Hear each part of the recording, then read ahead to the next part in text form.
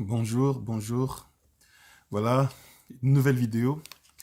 Cette fois-ci, je vais parler de quelque chose de profond qui se trouve dans la parole de Dieu. De toute façon, tout ce qui est dans la parole de Dieu est profond. Je vais parler du bâton de Aaron qui est redevenu un arbre vivant. La verge d'Aaron qui a refleuri, dit la Bible. Ce texte se trouve dans le livre de Nombre, chapitre 17, versets 1 à 12. Nombre, chapitre 17, versets 1 à 12. De quoi s'agit-il? Les enfants d'Israël ont commencé à murmurer contre Moïse et Aaron, parce que quand ils sont sortis de l'Égypte, c'est Moïse et Aaron, son frère, qui dirigeaient le peuple. Le peuple a dit, mais non, pourquoi il n'y a que toi, Moïse et ton frère qui nous dirigeaient? Nous refusons cela. Dieu, c'est notre Dieu à nous tous. Alors Dieu dit à Moïse, voilà, je veux leur montrer que c'est moi qui vous ai choisi. Je suis en train de résumer, lisez ça. Donc, Nombre chapitre 17, versets 1 à 12. Je vais leur montrer que c'est moi qui vous ai choisi. Tu vas demander à chaque chef de tribu de te donner son bâton de commandement, sa verge, son bâton de commandement. On retrouve en Afrique des chefs de tribu, ils ont des bâtons comme ça. Les rois, partout dans le monde, ils ont ce qu'on appelle des sceptres. Et là, c'est des bâtons. Tu vas demander le bâton de commandement, c'est comme ça que je résume, de chaque chef de tribu. Et chaque chef de tribu va mettre son nom sur son bâton. Et tu vas prendre aussi le bâton de Aaron, pour la tribu de Lévi, parce que Moïse et Aaron étaient des frères, et de la tribu de Lévi. Tu vas prendre, et Aaron mettra son nom sur son bâton. Et tu vas prendre les 12 bâtons, tu vas déposer dans le temple. Le bâton de la personne que moi j'ai choisi, c'est le bâton qui, durant la nuit, redeviendra un arbre vivant, bourgeonnera, poussera des feuilles et donnera des fruits. Je vais leur montrer que je vous ai choisi. Et voilà, il a pris les 12 bâtons, chaque chef de tribu a écrit son nom, et il a déposé dans le temple. Il est allé dormir. Et ces 12 bâtons sont restés dans le temple durant toute la nuit. Le bâton d'Aaron, durant la nuit, est redevenu un arbre vert. Un arbre vert. Et ce bâton a bourgeonné, a fait pousser des feuilles, des fleurs et des fruits, des amandes le matin. Quand Moïse est entré, il a trouvé les 12 bâtons, mais il n'y en a qu'un seul qui est redevenu un arbre vivant. Le bâton choisi par Dieu, le bâton de Aaron.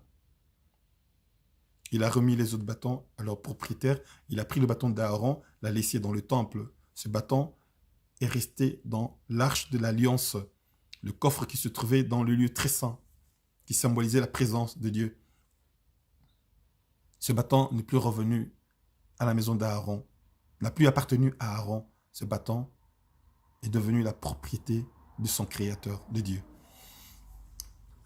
Frères et sœurs, ce que Dieu a fait avec ce bâton, Dieu peut le faire avec toi. Aucun scientifique ne peut faire cela. Le bâton, c'est quoi? Ce bâton, c'est du bois. C'est comme le manche à balai, le manche de ton balai, le manche de la raclette que tu utilises à la maison. Ce manche-là, tu peux le planter. Tu peux mettre les engrais que tu veux. Demander à tous les scientifiques du monde entier de travailler dessus pour que ça redonne des fruits, ça redevienne un arbre vivant. Jamais, jamais ça ne se fera. C'est impossible.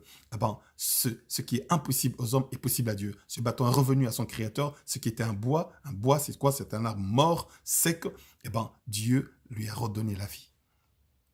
Si toi aussi tu traverses une période difficile, tu vois le noir, reviens à ton Créateur.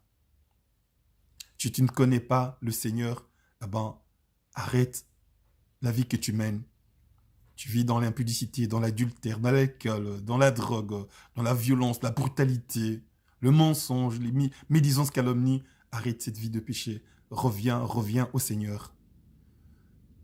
Si tu reviens à ton Créateur, il va te changer de l'intérieur.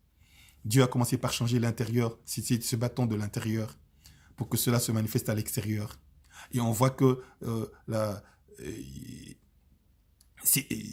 manifestation est progressive. D'abord, ça bourgeonne. Après, c'est des feuilles qui sortent. Après, c'est des fleurs. Après, c'est des fruits. Si tu ne connais pas le Seigneur, sache que tu y as un maître. Peut-être que tu n'es pas conscient de ça. Ce maître, c'est le diable. Il fait de ta vie ce qu'il veut. Le diable, il crée des accidents, il crée les guerres, il crée les problèmes dans les couples, dans les foyers, dans les maisons, dans les familles, les maladies, problèmes au travail et tout ça. Stérilité, maladie, comme j'ai dit, misère, c'est lui qui crée tout ça. Célibat. Mais si tu reviens à ton Créateur, à celui qui t'a créé, il va restaurer ta vie. Il va d'abord restaurer ton intérieur et après se verra à l'extérieur. Et tu es chrétien, tu dis, voilà, je suis dans la maison du Seigneur, j'appartiens à Dieu, mais je ne vois pas clair. Frère, aie conscience maintenant que ce Dieu-là, la Bible dit, la foi vient de ce qu'on entend vient de la parole de Dieu. Comme si la parole de Dieu, croit dans cette parole-là. Ce que Dieu a fait à un bois, il peut le faire chez toi. Pourquoi ne le ferait-il pas chez toi? Tu as plus d'importance qu'un bois. Tu es revenu à ton Créateur, tu vois le noir, eh ben ce bâton se trouvait dans le noir. Et dans le noir absolu, Dieu travaillait. Ouvre ton cœur, crois dans ce Dieu-là, demande à ce Dieu-là de travailler en toi. Il va le faire. Il va changer, il va te changer de l'intérieur. Et cela se fera l'extérieurement. Et comme j'ai dit, c'était progressif. Eh ben, c'est comme un enfant qui se trouve, un bébé dans le sein maternel. Dieu dans le sein maternel travaille, mais les gens ne voient pas. Quand Dieu met les organes dans le bébé, même les appareils aujourd'hui ne peuvent pas voir ça. Aucun médecin ne voit ça, mais Dieu il met le cœur, il met le foie, il met les intestins, il est en train de travailler, le cerveau, il met tous les éléments, les yeux, le nez, les oreilles, il met dans le ventre, le sein maternel, personne ne voit. Et 9 mois après, on voit un être vivant, un être humain qui sort. Eh bien, Dieu travaille comme ça dans le secret. Progressivement, il est en train de travailler en toi. Aie confiance dans ce Dieu-là. Ce qu'il a fait avec le bâton, il peut le faire chez toi. Dieu sort ses enfants de la stérilité. On voit dans la Bible des gens comme Sarah, à 90 ans, 90 ans, et qui a enfanté Isaac. Une vieille dame, Dieu l'a fait. Là, il a travaillé son intérieur, il a travaillé sa matrice, son intérieur. J'en parlerai, ma prochaine vidéo, ce sera sur Sarah. Dieu fait ça. L'impossible n'existe pas pour Dieu. Je vais vous donner mon témoignage à moi. J'étais malade. Ici, à Bruxelles, on devait m'opérer. La veille de mon opération, les mamans qui sont sorties de l'église sont venues me voir. C'était en 1989. Et une des mamans me dit, qu'est-ce que tu veux que le Seigneur fasse? Je dis qu'il fasse un miracle. C'était un dimanche, on devait m'opérer lundi. Que le Seigneur lui-même m'opère, que le médecin ne me touche pas, mais qu'il fasse un miracle. Et ben, cette maman m'a prié, et elle a demandé à Dieu ce que moi j'ai dit. Et puis, le lendemain, on me descend à la salle d'opération, les médecins arrivent pour m'opérer. On m'avait préparé, et puis je vois, ils font une petite conférence, et puis ils partent, je reste seul. Et après, un infirmier qui vient, qui me remonte dans la chambre, je dis, qu'est-ce qui se passe? Il dit, je ne sais pas, mais il n'y a plus d'opération. La maladie avait disparu dans la salle d'opération. Et après, mon médecin, celui qui s'occupait de moi, me dit, monsieur, je veux savoir, qu'est-ce qui s'est passé? Qu'est-ce qui s'est passé? Qu'est-ce qui s'est passé? Je ne comprends pas. Ah ben, Dieu est intervenu, la maladie avait disparu. On m'a retenu pendant plus ou moins 4 jours pour faire des examens, savoir ce qui s'est passé. Le médecin m'a dit, je ne comprends pas.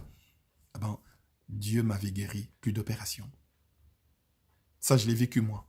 Et j'ai encore d'autres témoignages. Des gens, j'ai un médecin qui me dit, voilà, ton frère, moi je me suis présenté comme frère en Christ, il peut mourir, c'est pourquoi je vous ai fait venir. Il peut mourir aujourd'hui, demain ou dans 8 jours, donner à la personne 8 jours, et cette personne est revenue à la vie. L'impossible n'existait pas pour Dieu. J'ai vu quelqu'un, colonne vertébrale cassée, et nous avons prié pour cette personne. Et pendant qu'on priait, alors qu'il était tétraplégique, les pieds et les bras ne bougeaient pas. Et puis le pied commence à bouger. Oh, je bouge, je bouge, je bouge. J'ai vu ça. Ce qui est impossible aux hommes est possible à Dieu. Dieu peut restaurer ta vie matrimoniale, ton mariage, ta vie de mariage. Peut restaurer ta vie briser la stérilité, briser la maladie, briser, revenir, ramener tes enfants à la maison, faire tout ce qu'il veut. Il est le Tout-Puissant. N'aie pas peur. Voilà, frères et sœurs, ayons confiance dans ce Dieu-là. Ce qu'il a fait à un bâton qui ne le glorifie pas. Toi, tu as plus de valeur qu'un bâton parce que le sang de Jésus-Christ a été versé pour toi. Il va le faire pour toi. Il est en train de le faire peut-être. Et si toi, tu ne crois pas en Christ, accepte Jésus-Christ, renonce au péché, dis Jésus, rentre dans mon cœur, je te donne ma vie, transforme ma vie, il va le faire. Si tu as Christ en toi, sache qu'il est en train d'agir. Dis Seigneur, je veux voir ce que tu as fait dans ce bâton-là. Fais-le dans ma vie, il va le faire. Que Dieu vous bénisse richement. Bye bye. À la prochaine vidéo. Au revoir.